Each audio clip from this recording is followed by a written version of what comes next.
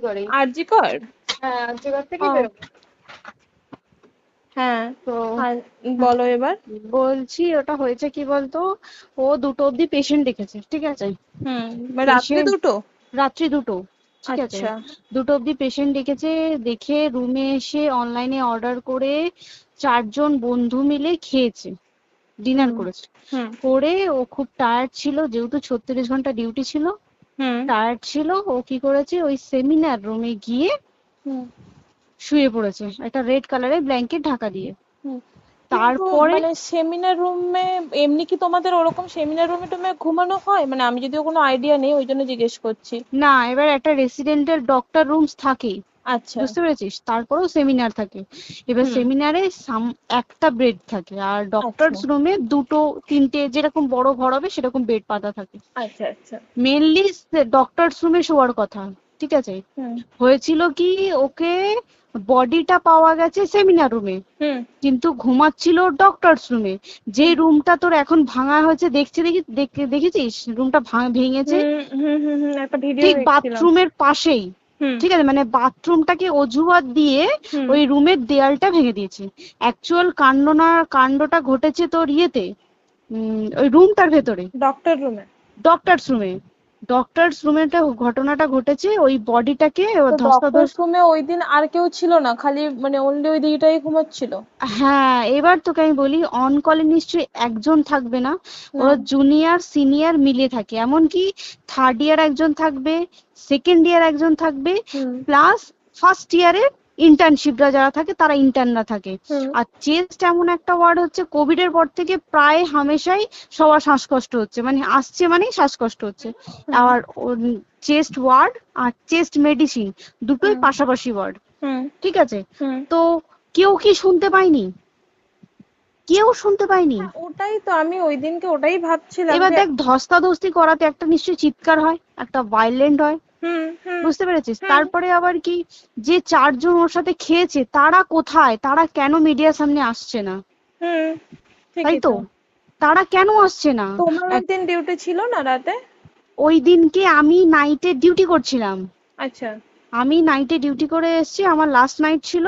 তো হুম আমার তো 3 দিন নাইট থাকে, তিন হুম দিন নাইট থাকার পর লাস্ট নাইট ছিল। লাস্ট নাইটের পর বুধবার আমার লাস্ট নাইট, বুধবার রাতে ঘটনাটা ঘটেছে। হুম আমি বাড়িতে এসেছি, রীতিমতো বাড়িতে এসে শুয়ে পড়েছি।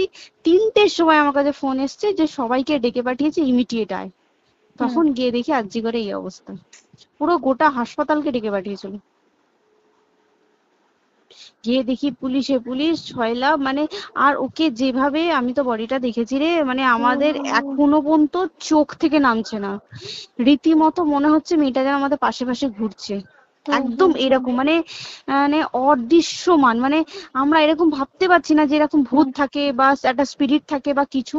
এখন আমরা বুঝতে পারছি না, ওর আত্মাটা এখনো ঘুরছে আমাদের আশেপাশে। দেখ, ওর আমার তলাটায় নাকি, তো ওর থেকে ও থাকে 4তলায়, 4তলায় ঘটনাটা ঘটেছে, ঠিক 2টো ফ্লোর নিচেই আমি থাকি, আমার আচ্ছা। রুমটা, ঠিক আছে। কিন্তু তাও আতঙ্কে আমরা মানে একদম স্তব্ধ হয়ে গেছে আরজিকরটা। কিন্তু ব্যাপারটা হচ্ছে, তাহলে ডক্টর রুম থেকে ওকে সেমিনার রুমে নিয়ে যাওয়া হয়েছে? হ্যাঁ, অবশ্যই নিয়ে যাওয়া হয়েছে। এবার দেখ, নিয়ে যাওয়া হয়েছে, ওকে যেভাবে মারা হয়েছে, এটা একার পক্ষে সম্ভব অসম্ভব, না দিস একদম। Is a impossible. পুরোপুরি গ্যাং রেপ ছাড়া কোনো কিছু নয়। আর শুধুমাত্র রেপ নয়, রেপ হলো, করলো, ছেড়ে দিল, ঠিক আছে, ওকে রীতিমতো মার্ডার করেছে। মানে মানে হিসেব মতো যা বুঝছি মানে তোমার কথাতে, হ্যাঁ, ওটা হচ্ছে ওর ওই বন্ধু বান্ধব মেবি ইয়েস, জড়িত। এক্স্যাক্টলি। হয় ওর বন্ধু বান্ধব কেউ, ঠিক আছে, মানে 4জনের মধ্যে কেউ, আইদার ওকে এমন কিছু করতে বলতে। দেখ, বড় বড় কোম্পানিতেও তো এরকম হয়, মানে হুম হয় তুমি আমার সাথে কম্প্রোমাইজ হুম করো, নয় হুম তুমি হুম চাকরি হুম ছেড়ে চলে হুম যাও, হুম হুম হুম হয় তো। হুম হুম। এ- এখানেও সেরকম কিছু একটা হয়েছে।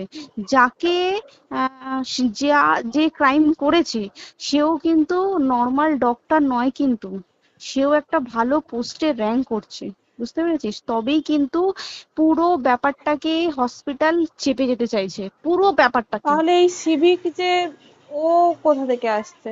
এবার তোকে আমি বলি, ওটা কোথা থেকে আসছে।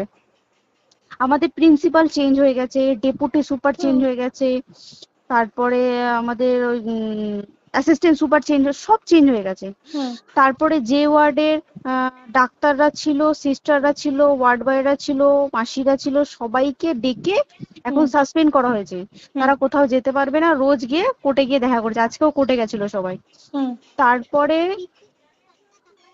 উম, তারপরে তোমার তোর এগুলো হলো, তারপরে তোর কি বলে, আরে বল না, ওই সিবিআই এটা হয়েছে কি, মানে ও সেই সঞ্জয় রায় যে ধরা পড়েছে, হুম অ্যাকচুয়াল কিন্তু ও নেই, হুম ঠিক আছে, ওর এতটা ক্ষমতাই হয় না। ও অত রাত্রে কি করতে যাবে, হুম ও অত রাত্রে ওখানে কি করতে যাবে? ও না পেশেন্ট, ও নাকি বলছে দালাল পেশেন্ট নিয়ে গেছে, তো পেশেন্ট নিয়ে যখন গেছে দিদিটার রুমে যখন যাবে, নিশ্চয়ই দিদিটার রুমে কোনো কাগজপত্র দেখাতে যাবে, সেই অবস্থায় গিয়ে দেখে যে এরকম এরকম ঘটনা, তা ঝাঁপিয়ে পড়েছে ওর উপরে। হুম এরকম কিছু কি, তাও কিছু নয়, শুধু গেছে দেখছে ড্রিঙ্ক অবস্থায়, ওকে ক্যামেরায় দেখা গেছে ড্রিঙ্ক অবস্থায় গেছে আর এসছে, এইটুকুই দেখা গেছে। তারপরে হচ্ছে কি, তোর অনেক রকম এখানে অনেক রকম ব্যাপার আছে। যে দিনকে ঘটনাটা ঘটে তার ঠিক দুদিন পরে ওই সেমিনার বাথরুমের অজুহাত দিয়ে ডক্টর যে রুমের হুম দেওয়ালটা আছে ওই হুম দেওয়ালটা ভেঙে দিয়েছে। কেন? প্রথমে ওকে বললো সুসাইড করেছে, আমাদের যখন ফার্স্ট খবর আছে তখন সুসাইড করেছে। হুম তারপরে যখন হসপিটালে যাই তখন গিয়ে শুনছি নাকি না সুসাইড করেনি, এটা রেপ করেছে, রেপ করে মার্ডার করা হয়েছে। হুম বুঝতে পারলি, এখানে বিশাল বড় একটা গেম চলছে। এবার আর যে ওর উপর কি রাগ ছিল মানে? হ্যাঁ হ্যাঁ হ্যাঁ হ্যাঁ হ্যাঁ হ্যাঁ, একদম আমি তো কি বললাম, শোন তুই যদি কারোর সাথে কম্প্রোমাইজ করিস তাহলে তোর পোস্ট হুম বাড়বে, হুম হুম তুই হুম কারোর সাথে কম্প্রোমাইজ করবি না তোকে মার্ডার করে দেবে। মানে মানে ওরকম টাইপের কিছু বলছো তো? এরকমই টাইপের কিছু একটা ছিল। আইদার খুব রাফ, মানে খুব রাগ, খুব মানে খুব ওর উপরে খুব ফ্রাস্ট্রেশন ছিল, যারই ছিল খুব ফ্রাস্ট্রেশন ছিল। শুধু ওকে মারিনি রে, রীতিমতো মার্ডার করেছে। ওর যে ক্ল্যাচারটা ছিল, হুম ওর আমি ইউরিন, শুনেছি এটা। ওর ইউরিনের রাস্তায় ক্ল্যাচারটা ঢুকিয়ে দিয়েছে, তুই ইস, জানিস? মানে কি বলবো, মানে ওকে দেখা যাচ্ছে না, আমরা তো দেখেছি নিজের চোখে, ওকে দেখা যাচ্ছে না, মানে একটা ব্লিড। মৃত্যু কতটা, মানে এইটা মানে প্রচন্ড কষ্ট পেয়ে একটা মেয়ে মারা গেল না? আর ওর যে গলাটা চেপে ধরেছে, আহ ওর ওই চেপে ধরাতে মানে এতটাই জোরে চেপে ধরেছে যে ওর চোখ ফেটে রক্ত বেরিয়েছে। আহ, ছি, ছি, ছি। বুঝতে পেরেছিস মানে মানে। কি বলতো, যদি ধরা পড়ে না, উচিত মানে যারা এটার সঙ্গে দায়ী না আর এই ওদের। যে সিবিআইটা হয়েছে, সিবিআইটা একমাত্র আমাদের জোরেতেই সিবিআইটা এসছে, মানে হুম হুম আমরা ওই সঞ্জয় রায় একার পক্ষে সম্ভব না এইসব। তারপরে পোস্টমর্টম রিপোর্টে তুই জানিস ওই আমাদের ভাজাইনা থেকে 150 গ্রাম স্পাম বেরিয়েছে। ইস, পোস্টমর্টম রিপোর্ট 150 গ্রাম স্পাম, মানে বুঝতে পারছিস, hmm not a calculated, minimum minimum কম করে 6 থেকে 7 জন করেছে ওকে রেট। ছি ছি ছি। ওই জন্যই তো আমরা এতটা বেশি ভাইলেন্ট হয়ে গেছি, বুঝতে পেরেছিস আর তারপর আমাদের। দেখো, একটা মেয়ে তার কাজের জায়গাতেই ছিল, এমনটা নয় যে রাস্তাঘাটে কোনো বিপদ, ও তার কাজের আরে জায়গাতেই সেফ নয়। শোন, কেউ যদি স্ব ইচ্ছায় কারোর সাথে রিলেশনশিপে গিয়ে করতে চায় সেটা আলাদা জিনিস, কিন্তু হুম ঠিক আছে, হুম কিন্তু কেউ কারো বিরুদ্ধে এইভাবে করতে পারে না রে, তুই জানিস না, মানে ওয়ার্ডে দেখ কম বেশি আমরা সবাই ঘুমাই, কম বেশি আমরা হুম সবাই জেগে হুম থাকি, জেগে তো থাকি, তাতে কি কেউ শুনতে পায়নি? তার কি একদম সেটাই। ভাইলেন্স ছিল না? যদি কেউ না শুনতে পারে তাহলে ওর খাবারে কেউ কিছু মিশিয়েছিল, হুম তাই কি না?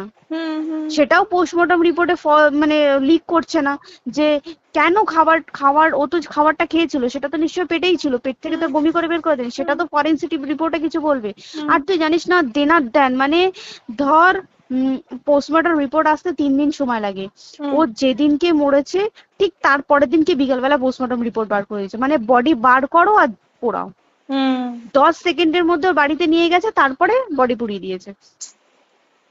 মানে কি বলবো, হসপিটাল, মমতা ব্যানার্জি, সবাই মানে তৃণমূল প্রত্যেক সবাই হুম এটাকে পুরোটাই কেসটাকে চাপা দিতে চাইছে, পুরোটা পুরোটা। তবে তুই ভাব, যে মানুষটাকে এত ক্ষতবিক্ষত ভাবে মেরেছে, তাকে অভিষেক ব্যানার রেপ কি কলকাতায় প্রথম হলো?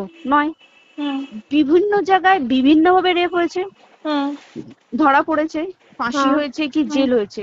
হুম অভিষেক বন্দ্যোপাধ্যায় কেন বললো জাস্ট ইট তোর কি বলে এনকাউন্টার করতে?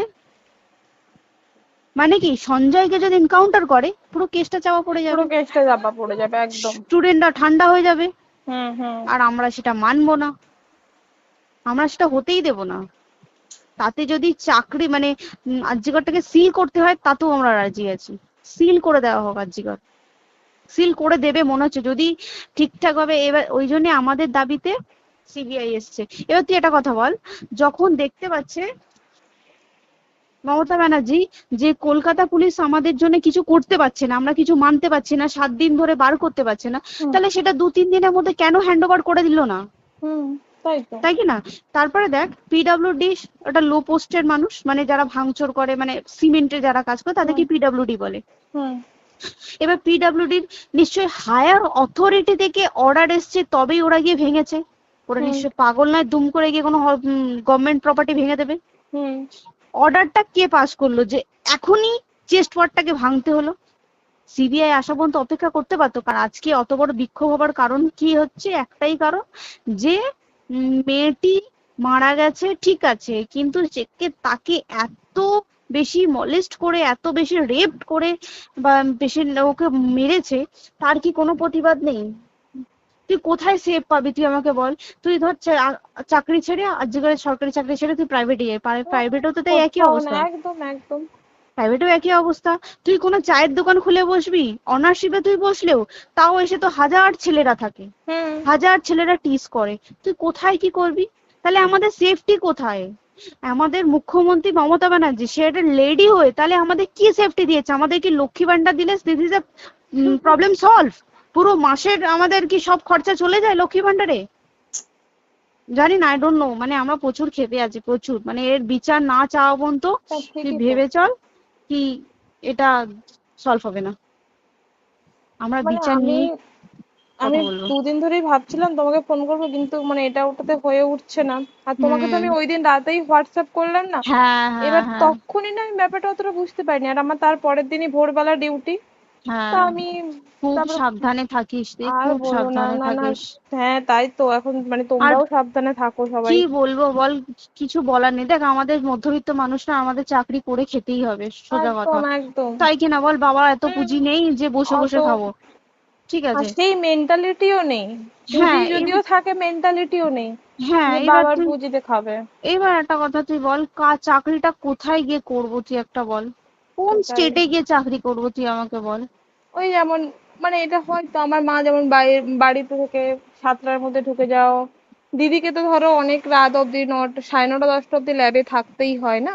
এবার তুই কি করবি কি বল, কি করবে করবি? বলো তো, এখন নেই। কিছু করার আছে?